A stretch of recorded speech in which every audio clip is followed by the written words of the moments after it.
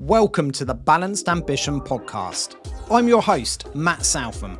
Here, we delve into candid conversations with entrepreneurs, exploring both their business journey and their secrets to maintaining mental well-being. As we navigate the balance of ambition and inner peace, I hope you find insights, inspiration, and invaluable takeaways in every episode. Thank you for joining us. Hi, Jo. Welcome to the show today. I want to start off just by learning a bit more about you. What do I need to understand about maybe your background or your journey that's led you to what you're doing now?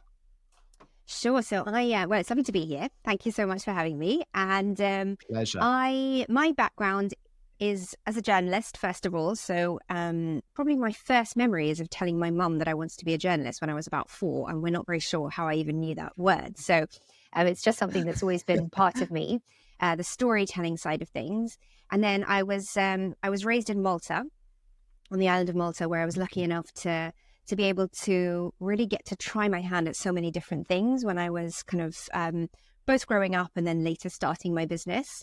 And so my background is, again, writing, journalism, performing, and I did a lot of theatre and a lot of TV presenting over the years. And that sort of led me organically into a career of storytelling, content creation, brand messaging, and ultimately PR, which is what my company does a mix of today.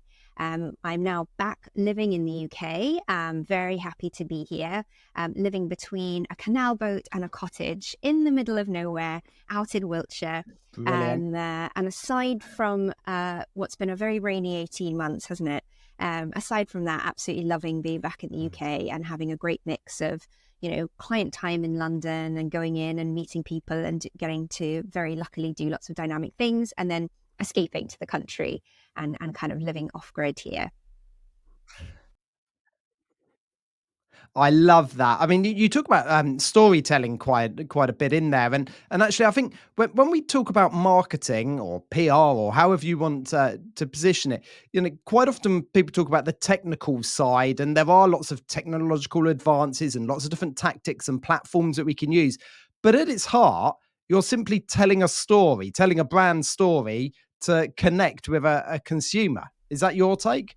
Completely my take. And it's all about inviting your ideal client into a story that they want to be part of. And if you can do that effectively, if you can tell a story that resonates with your client, then you're going to be successful. Some of the best, biggest brands in the world, that's all they're doing. They're putting a spin on a story that is alluring enough for us to want to be part of that. And if you can get the messaging right around your brand, then from what we've seen, that's the biggest hurdle overcome. Yeah, I guess it's really understanding yourself as a company and how you solve a problem that someone has, and therefore you can take the consumer or the client or whoever it is on that journey throughout the story. Yeah, 100%. So one of my first recommendations to your listeners would be to read a book called Story Brand, which is a business book that changed my life. I went on to certify in it, and it's a big part now of what we do at Finesse. But in the initial stages, I discovered it as a framework to help businesses tell their stories. And anybody can get loads out of it. If you're a solopreneur, if you're somebody who's just figuring your brand out, it's a framework of 10 steps that will help you to do just that and to tell your story in a way that feels not just authentic, but really compelling to your ideal client. If you can get those points just right, then suddenly you'll unlock all of the potential in your brand to really connect you to the people that you want to serve. And so it kind of drew the line for me between a background in journalism and a passion for telling other people's stories, to then being able to do that in a way that was also commercially successful for that client, in a way that actually meant they could be more successful at what they wanted to do. So yeah, for me, a story is the absolute basic of a brand. If you have a great story, you're automatically going to be more successful, in my opinion. Yeah, I mean, I very often say that, companies make products and things like that, but actually, or sell products, but the reason we buy from them is the brand. And so many people miss out building their brand story. I mean, in theory, you don't own your own brand. That's other people's perception, but you can influence that by telling a story. And but how do people who are maybe listening to this thing say, okay, I get the concept, but where do I even start in working out what my story is? And yeah, you said read the book, but what would be your personal insight? Where should someone start? Sure. So there's a variety of ways that you can start, but I think the best thing is always to figure out the problem that you want to solve. I love starting with that because most of us go into business wanting to help or to figure out a route to helping our clients in some way. And I think if you can get really clear around the problem that you solve, then that's already a really great story point. And I think one of the next story points is then how do you do that differently from your competitors? Are you doing that in a way that is particularly authentic? Do you bring something special to the table, whether that's a qualification or a life experience or an approach? Personally, I'm extremely passionate about helping small brands that are on a mission to change the world in some small way. I don't mind whether that's environmentally, by helping people, by doing something different, whatever it is. Those are the brands that I find I get really excited about working with. And therefore, that's become a critical part of our brand story as a company at Finesse. We want to lead mission-led businesses to kind of be the successful companies of the future. And by reverse engineering that, our clients will find us and know that they want to work with us because that's what our brand is offering them. So yeah, I think if you can start by thinking about the problem that you want to solve and how you solve that problem in a particular way that's different potentially from your competitors or from somebody else, then that's a really good thing to start thinking about. And also how you do it. How are you going to do it? I think a cool part of the story is the journey of the how. We often forget to tell that part of the story. How is your client going to get from A to B with you? What journey are you going to take them on? What's the result going to look like? What does success versus failure look like if they work with your brand or if they utilize your brand in some way? And, when we think of all the best brands in the world, we can immediately visualize the character transformation that you go on, the association that you have with those brands, everything from Apple to Nike to Hilton. We can immediately conjure up what that brand would mean for their clients. And I think it just makes everything that much clearer and easier if you can help your clients do that with your brand. Yeah. And do you see that the future of marketing and PR, all being based around brand? Because we hear a lot about brand at the moment. And I suppose one of the issues that branding or brand exercises have had in the past is that it's very hard to put a figure, a KPI against some of the activity that you do. I've had conversations with business owners and they've gone, no, we're just going to do Google ads because, and nothing wrong with Google ads, but they do that because they can spend X amount and see the result. Whereas brand work, often it's quite hard to track the difference that's made. But I've heard lots of stats that actually you should be investing heavily in brand. How do you sort of overcome that or have those conversations? Yeah, and I mean with PR, the KPIs are even harder, right? So I do find myself having those conversations with clients. I think your marketing has to be a mix, right? We all talk about the marketing mix, and yes, of course, there need to be things where you are making short-term investments in the KPIs that will keep your business moving forward, that will keep it liquid. But I think there's the longer-term investment. Brand is a long-term investment. PR is a long-term investment. It's the kind of things that means your business will still be alive in 5 to 10 years. If you just want a business that is going to bring a product in, sell 10,000 units, and then disappear, we all know companies that have done that, and that's fine. For some people, that is the business model. But if you are a business that is looking to build a legacy, a long-term relationship with your clients, a future where your clients come to you versus you have to go to them with advertising, then I think brand and PR are the way that you do that, because that's all about the relationship side of things. It will make you memorable. And again, to repeat, we know the brands that come to mind, the ones that we choose without them having to kind of wave a hand in our face. We know the ones that we associate with, and it's because of brand. It's because of the story. It's because of PR. Whereas we might see on Instagram a soap that we decide to try, or I'm always targeted for shampoo and dog products and all the things that, those quick turnaround products. And a lot of the products I bought have disappeared from market because they were literally just there to make a quick buck. Whereas I know the brands that I return to, and there's something in my psyche that means I remember them even if I'm not being targeted. And for a lot of our clients, that's what success would mean for them, that they have a long-term relationship where the client actually looks forward to engaging with them again rather than having to be reminded constantly by advertising.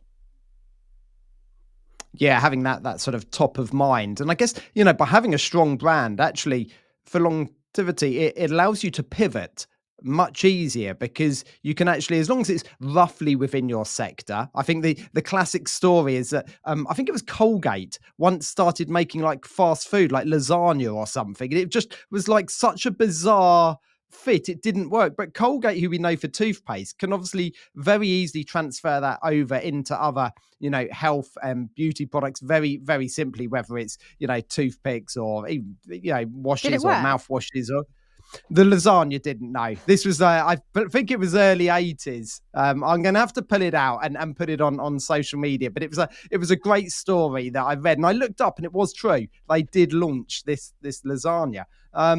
And you just think that doesn't fit in with your brand. But actually, if you have got a strong brand, it does help you slightly move. And Apple, I Yeah. guess, that classic example that you've said, started off with computers, now makes phones, now make watches. I mean, it's all sort of tied in. And in fact, if Apple released a product tomorrow, I'd probably buy it, whether I needed it or not, because Yeah. I'm bought into that brand and that sort of Narrative. ecosystem. Yeah, Yeah, and there's some 100%. great examples of that. Like even if you think of Michelin, the tires, they Yeah. spun completely and became food critics, like one of the world's best Mm. known food review systems. If you think back, that must have been a bit weird at the time, but the PR and the knock-on effects of that have just been such a positive thing for them. And there's countless brands who've done that just by pivoting and taking the trust and the legacy of their existing brand into something new. It could actually end up being more successful because that is the thing with brands, the connections that we have, the trust that we place in them, the kind of unspoken things that we associate with that brand. That is what then you can take into other ventures, as you said, with Apple. Regardless of what they release, you as a fan will probably go out and buy it. And how valuable is that? You don't need the advertising anymore because you've made the investment in your brand and in your PR. Yeah. Yeah. So what are the trends, or what do you see is new for PR sort of this year and going forward? So trends is something I really love to think about because we actually have a team within Finesse called the Zeitgeist team, and they are really assessing where those trends are. Because obviously, if you're going to bring something to market in sort of 6 months to a year's time, which is often the kind of timeline that we're working on, you really need to be making sure that you're not obsolete by the time you've got there. Things move so quickly. Yeah. I think community personalization are the things where we are seeing the biggest steps forward, especially in the luxury market where we work a lot. I think people are looking for theatre excitement, something like it feels like it's been created just for them. So a lot of what we're communicating for our clients, again, is around those surprises, what could be personal to them, and something that feels very, very unique. I think another trend that will continue to grow is around memberships and around small niche groups. I don't know about you, but we are seeing a lot of our clients who are kind of struggling with stuff that might have worked for them in the past. Maybe ads aren't converting at the same rate that they used to convert, especially on social media. And so they're frustrated about the results that they're getting. So where the benefit there is becoming a trusted brand in a very small space. And so we are doing a lot of very personalized work with our clients to ensure that even to their 1,000 fans, people that really trust them, they are developing a very particular close relationship where they can serve them really, really well. So again, I think the idea that, WhatsApp might become a more valuable marketing tool than social media, potentially, because you are able to market to a small group of people. And we're going back a lot to word of mouth marketing, I think. So, an adage I always use is that marketing is when you talk about yourself, PR is when other people talk about you. And there's so much Yeah. value in, you know, if you tell somebody, oh, I make an amazing chocolate cake, they're going to be like, cool, I'd love to try a slice. But if somebody else comes and says, oh my goodness, you have to try Joe's chocolate cake, it's the best I've ever tasted, everybody's going to be on my front door wanting my chocolate cake. So that's the critical thing is to work that kind of mindset into your marketing campaign, so that other people are talking about you, even if it's within very small groups. We find that can be very, very successful for clients if they can figure out how to leverage that kind of PR. Yeah, I mean, you mentioned community and membership, and I guess, yeah, building up that tribe. I often say when people focus on getting lots of followers on social media, actually, you don't want followers. You want people who are in your tribe and people who actually will, back you up and sing your praises and purchase from you. That's who you actually want. Otherwise, it's just a vanity metric. And yeah, I can very much see actually taking people from social media into other platforms where maybe you have a little bit more control as well on the messaging. Yeah, it's always remembering that social media is just rented space, and it can change at any time. But actually building up a list, whether that's, even email marketing, or like say something more slightly newer, I guess, WhatsApp marketing and WhatsApp groups and communities and memberships, that actually enables you to really build that connection with people. Absolutely. And I think the authority piece as well is so important. So again, going back to that idea of other people talking about you, that could be ensuring that you have articles that are being written in the media where you are being featured, or, being on podcasts, or attending and speaking at events. That's a big thing that we're doing for clients at the moment. There's a big surge in in-person events again for 2024 and 2025. So wanting to get back onto stages and addressing larger groups of people. Anything like that just elevates you to thought leader, to authority in the space. And that's what people are looking for. They're looking to align, I think, both from a value perspective, from a storytelling, from a brand perspective, with somebody that they can look up to, that maybe isn't overwhelming for them.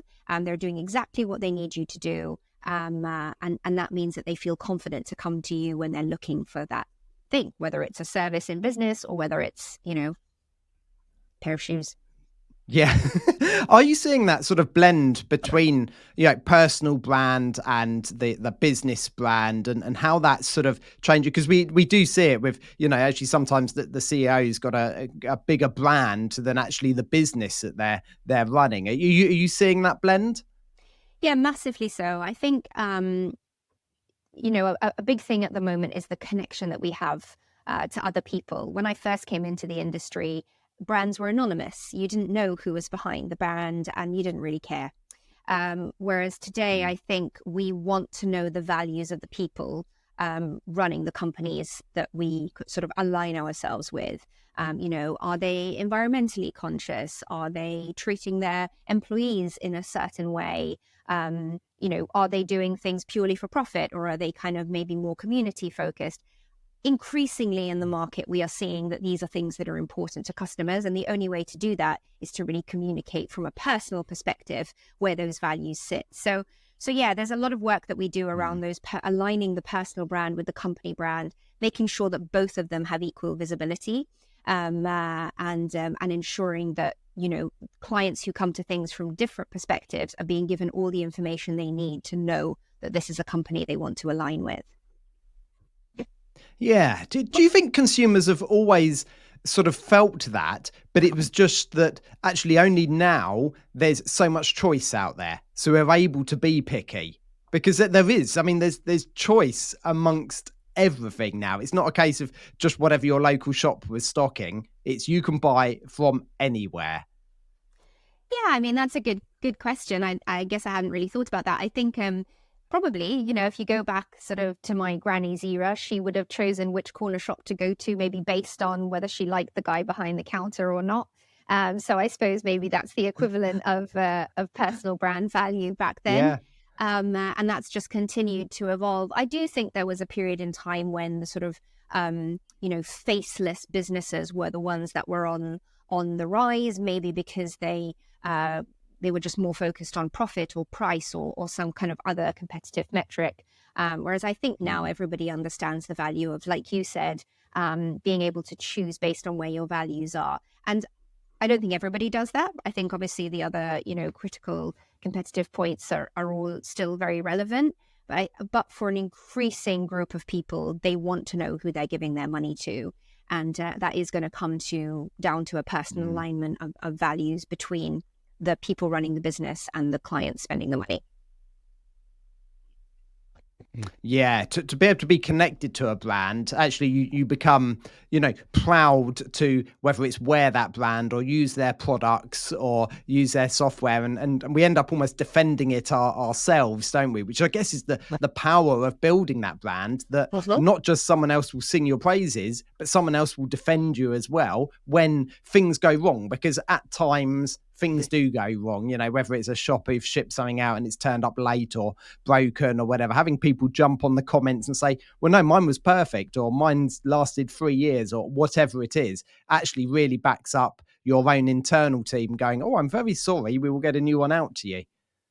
Completely. And that aligns also with social proof, which is what I think clients are looking for more and more. Yeah. So as we are, whether you're building a consumer brand or a business brand, you want to know that you're making a good choice because other people have also made that choice. You want to feel like this is the right thing to do with your money. And that is where, as part of the authority piece within a story, reviews are so handy, and being able to show that social proof. So yeah, if you're working through a story, being able to plug that in is a really creative and clever way to kind of build your authority quickly. Yeah. Well, how do you feel about the current sort of authenticity stage that we're going through at the moment? Certainly we're seeing slightly more of it. I mean, I remember I mentioned, before we started filming, we see a lot of hustle culture on social media and things like that. And some of it has almost gone a little bit, I don't know if toxic's the right word, but we look up to it and think that's how our business should be. When in fact, actually, as business owners, we know that there are some really challenging times. So I think maybe being authentic about that actually maybe helps build your brand as well. Do you agree with me on that? Yeah, completely. I mean, I think the challenge that we're facing today is that the algorithms have the power, right? So you can find authenticity wherever you want to. You can find somebody who's kind of saying something that you want to hear, because everything is being said on the internet now. Whether it actually is authentic is another thing. I personally am quite suspicious of algorithms. That's the understatement of the year. And the echo chambers that we are kind of forced into just because of what we respond to. And I think the power that they have over how we think and feel about certain things, including ourselves, is dangerous, to put it mildly. So I think that idea of authenticity is so important, but I would encourage people to look for authenticity off social media as well. And again, whether that's a return to more traditional media or, seeking out new spaces for them to get information, the in-person side of things, the online communities. Yeah, I think in all of those spaces, authenticity is critical, because we don't want to spin a yarn of what our lives look like. It's just not cool anymore to kind of tell a fake story for whatever reason. I never found it cool, but yeah, it was very in for a while, wasn't it? For these kind of perfection to be portrayed everywhere. I do love that trend on social media, which is the stitch trend, where people are calling BS on particular things that people say. That my algorithm shows me a lot of that, which makes me think that it's cottoned on to the fact that I like that kind of content. But yeah, I think we all need to call that kind of behavior off. It's not healthy. There is no perfect life, and as you said, Matt, running a business is not glamorous. I wouldn't recommend it to everybody, but I would recommend it to a lot of people. Yeah, I mean that's a really true line, that actually, business ownership and growing a business, and that it isn't actually for everyone, and that's okay. But equally, for some people, I'd really encourage them to go for it, because I think it actually gives you a lot back. But you have to be, I suppose quite determined and able to, grit is the word that's used a lot now in almost in replace of the hustle culture, Hmm. but just you do have to deal with the ups and downs of running a business. So yeah, how have you found that yourself? So I've been in business for 18 years, and I was one of those business. I didn't even know I was getting into business. Really, it was just one of those things where I was naturally following my nose. Where it came to, I met somebody. They asked if I could do something. I did it. They paid me, and before I knew it, it was a business. I Yep. suppose this was almost predating the word freelance. And then it just grew into a business, and then I got a bit more purposeful about it. And we had our big reckoning came with COVID. We lost 95% of our projected income from a Friday to a Monday. And it was a huge, it was an initial terror, probably one of the scariest moments in business ever. And then it turned out to be an incredible opportunity. So I think resilience is the word in business. For me, you just have to be resilient to whatever is being thrown at you, because everything changes so much. In the marketing world, I don't think anything has ever changed as fast as it is changing now, with AI and all the other, sort of tech that is becoming available to us. And it's about, so many conversations I'm privy to at the moment. It's about how to leverage that without, without allowing it to feel like a threat. And just to ensure that you're using it to your team and clients' benefits. And we're figuring that out. We really try to be at the forefront, but it can be scary when everything is changing so quickly. And I think as a business owner, you have to be really good at riding the waves, knowing, okay, this is a really good time, and I'm going to enjoy it, and I'm going to, make the most of it. And I try to be kind in business and generous, and to try and give back in the moments where it's really good, but also know when to kind of rein it in and kind of just get a little bit more focused when you have to as well. So for me, yeah, the resilience of being able to know what approach to take in different seasons of running your business would probably be my biggest point of advice right now as I go through another season.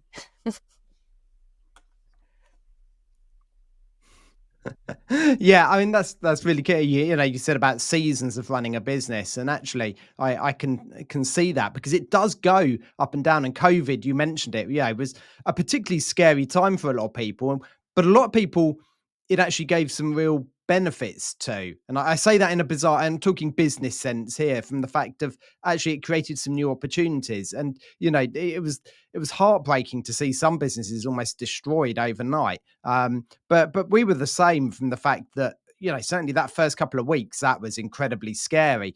But then actually there was lots of new opportunity that came about, and it's changed the way we've worked. I mean, quite a crude saying, but one that I liked during that period was, where there's shit, there's fertilizer. And it gave us that opportunity to actually take what was happening and start to adapt and actually offer slightly different sort of services to people. And yeah, it actually, if you could ride it through, I think you almost came out stronger.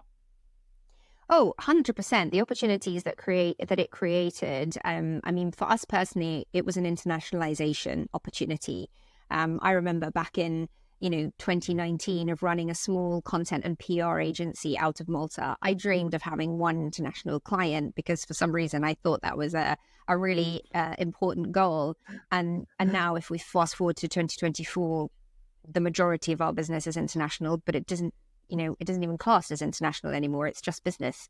Um, uh, and Yeah. it's just being able to see those opportunities when they appear, and it can be very frightening at the start of something. And I remember those early days of COVID, and sort of rocking in a corner, thinking about my team and how I was going to sustain them, and what it meant was that the end of the business, but it was literally just the start of the most exciting period we've ever had. And if I could have foreseen that, it would have been lovely to know that it was going to be all right. But maybe it also wouldn't have been the exciting challenge that it was, and the opportunity for resilience to kind of think it all through. Because I think as business owners, I don't know about you, but you can get very settled, you can get very comfortable, especially if you're lucky enough to have a steady stream of business coming in, and and a good reputation and people that come back to you. And sometimes it's really good, as you said, to kind of have that opportunity to get off the hamster wheel and look at something from a different perspective. So something that might feel like a challenge now is probably the biggest opportunity you've ever been given. Yeah, I agree with that. If something feels a little bit, icky, if you've got that little bit of an anxious, nervous feeling, actually, that's probably where the growth is happening. And there's that thing about the stretch zones. You have your comfort zone in the middle where you do just drift along. And then there's that sort of really outer thing, which is completely overwhelmed. You're burnt out. You can't do anything. But actually in the middle, there is that stretch zone. And actually you need to just step into that slightly, so that actually your comfort zone then ends up expanding to take that into account, and your comfort zone just keeps growing. But that only happens if you're prepared to step out of it. And COVID was maybe a thing where we got forced to step out of it, rather than deliberately. But either way, getting out your comfort zone, I think, is key for growth. Definitely. So how do you balance, you're obviously living back in the UK now, you've got a team. What do you do for yourself outside of business? How do you stay motivated, and how do you deal with those challenging times? Well, I'm definitely a lot better at it now, and prioritize it way more than I did. I mean, you talk about hustle culture. I think I really hustled through my 20s. There were lots of things that I gave up, but I do feel, if I look back on it, that was the time to do it for me personally. That was the time to kind of set up all the groundwork, make sure that we were doing our own PR, that our reputation was solid, and that I had a steady stream of business coming in. Because now, not consistently, with things like the COVID story, etc. But I do feel like I can, if I want to, I don't have to keep my foot on the pedal the whole time now, because the groundwork was done and there is a steady stream of business that comes in. And I'm very grateful for that. So I'm quite good about not working Fridays. That's one thing that I put in place, not just for me, the whole team, a sort of given the option, if they want to have a light Friday, we don't do meetings. And I find that just having that 3-day break makes a huge difference from a productivity perspective. And I know I am much stronger on the weeks when I come in after that period and then I'm really ready to go. So I front load my Mondays, my Tuesdays, and then start tapering off. And I find that works. Ditto, as a company, it's our policy that you want to take a long lunch. You want to, go shopping with your friend for a couple of hours in the afternoon on a work day. I don't really care. We're just kind of focused on, I don't even want to know. Like, we're just focused on making sure that our clients are happy and that we are delivering the results we need to do it. If you want to do that at 10 o'clock at night versus at 3 o'clock in the afternoon, then you do you. And that's been important for me to understand as well. I don't need to be chained to my desk. I think the hardest thing is to balance how technology has a huge impact. I do feel that we are moving into a new phase of the sort of human tech relationship, where we are fully aware now of the control that it has over us versus what it should be, which is the control we have over it. We just launched in the States a few weeks ago a product called Daylight, which is part of the humane tech movement that is coming up. And that is, again, it's a focus on, we should be in charge of our tech. Things like, notifications popping up and just the productivity suck that technology can have on us. You go onto your phone to book a train ticket, but there's a WhatsApp message from Lisa. Let me just see what she's saying. Oh, wow, Lisa sent me an Instagram of a dog, and I love dogs, so let me just have a quick look at that video. And before you know it, you're an hour and a half into like watching dogs jump into pools. And you've wasted all your day, and your energy is sucked because you've just kind of been staring at a brightly coloured dopamine hit for the last hour and a half. And I think we are becoming aware of how controlling technology can be. And so we feel quite proud to be part of a movement that is, again, not saying that technology is bad, but just acknowledging how difficult it can be to live that balanced life when you're spending so much time looking at a screen that is vying for your attention. So that's definitely something I'm trying to do, which is get the heck off my phone, and just get out more into nature, hang out with my dogs, obviously the husband as well. And we spend a lot of time on our canal boat, which is again just a lovely thing to do. So just really scheduling space in my calendar that is for me and is for fun and is not guilty, and just being, really in the moment when you do that thing, which is, I don't know about you, but when I first started my business, for a long time I would feel guilty if I wasn't working, or I was plagued by the fact that I maybe hadn't finished my to-do list, and now it's in a box, and if I'm not doing it, I'm not doing it. I'm focusing on the fun I'm having, or the person that I'm with, and the thing that I'm choosing to do. And then when I'm in work, trying to be much more productive and not then be distracted by, I'll just check a WhatsApp message, because that means we're never doing anything properly and mindfully. So probably that would be how I found balance. Not saying it would work for everybody, but it's helping me do better, that's for sure. Yeah, I mean, some of those points are so key. I'm certainly actively trying to spend time where I've put my phone, it's still about if I want it, but actually just slightly out of reach, so that, if I'm sitting and doing something, actually it's not as easy to just glance at it. I'd have to make the effort to get up, and that's probably a first step. It's almost like, yes, in theory, go and turn it off, put it in a drawer, but that still gives me a slight scare. But just this is like a stepping stone to help me have some time without my phone. And I love that thing of, working when you're working and not when you're not, and taking breaks and being energized. And the comparison I often see is when you go to the gym, if I go and do some weights at the gym, actually I'm not lifting the weights for the entire hour.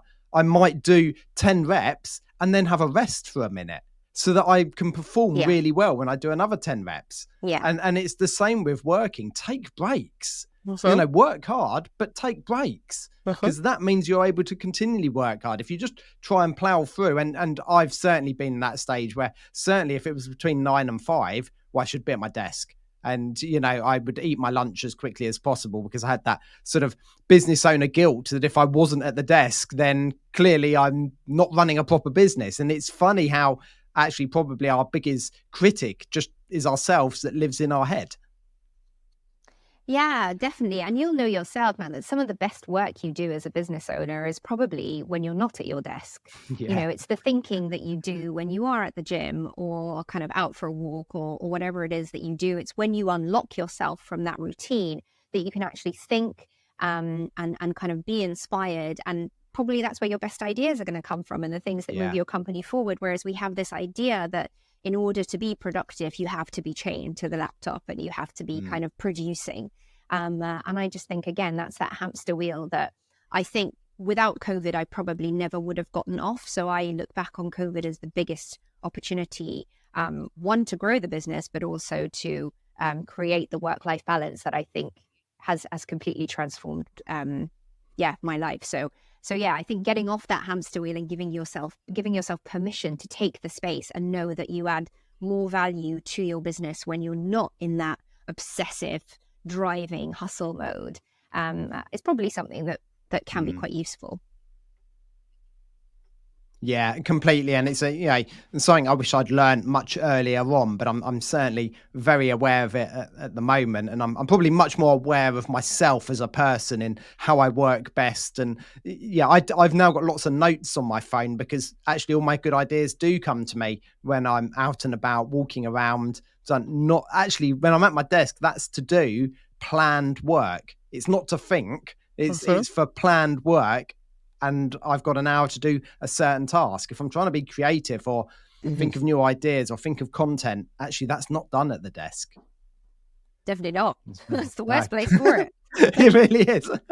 Jo, look, thank you so much for your time today. I've absolutely loved our conversation. If I can just finish, and you've sort of covered it slightly, but I'm wondering if you've got one other tip that you would give to someone starting a business, whether it's related to brand and PR or whether it's as the business owner mindset. What one thing do you think people need to be aware of before starting out on their own? I think I'd go back to know the problem that you want to solve and the person for whom you solve that problem, and really obsess about it. Because if you know your client, if you know what their problem is, what they're worried about, what's keeping them up at night, and what you can do to genuinely help them, and if you are focused more on helping them rather than on making money or being successful, you can't not make money and be successful, because those things just happen as a natural result of being obsessed with your client and fully focused on solving their problem.